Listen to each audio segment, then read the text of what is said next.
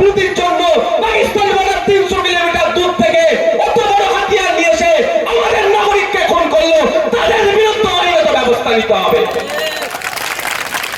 এটা দেশকে প্রশ্ন করতে হবে মোদী অমিত শাহকে, দেশের মানুষকে বলতে হবে মোদী অমিত শাহর প্রতি প্রেসার তৈরি করতে হবে। এটা দায়িত্ব ভাই তাদের।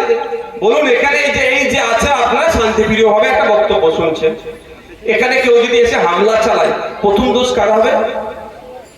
প্রশাসনের। আমরা এখানে প্রোগ্রাম করব, প্রশাসনকে আমরা ইন্টিমেশন দিয়েছি যে আপনি প্রশাসনিক প্রধান এলাকার, যাতে শান্তিপূর্ণভাবে এই প্রোগ্রাম হয় তার দেখার দায়িত্ব আপনার, তাই তো? তাই আমার আর চিন্তা নেই, আমি দায়িত্ব প্রশাসনের। এরপর যদি হামলা হয় ড্রাইভার কাজ হবে প্রশাসনের, তার দায়িত্ব ওনার কাছে ছিল। তো ওখানে দায়িত্ব হচ্ছে নিরাপত্তায় রাখার জন্য কম বেশি 12 লক্ষ ওখানে সেনা আছে, বুঝতে পেরেছেন?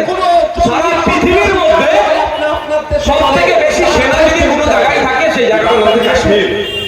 তার দায়িত্ব দিয়ে আছে শান্তি রাখার জন্য, বিভিন্ন লেয়ারের সিকিউরিটি আছে।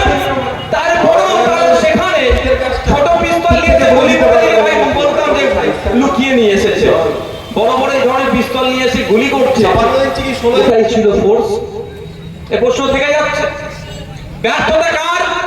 মোদীজির ব্যর্থতা, অমিত শাহজির ব্যর্থতা, ডিফেন্স মিনিস্টার। এই প্রশ্ন উঠছে না। এবার আসি আমি, বেশি শুভেন্দু অধিকারী দেবেন এই বিষয়ে আর চর্চা করছে না। কদিন খুব মার্কেট গরম করে দিয়েছিল, কদিন আমার হিন্দু ভাইদেরকে মিসগাইড করে দিচ্ছিল।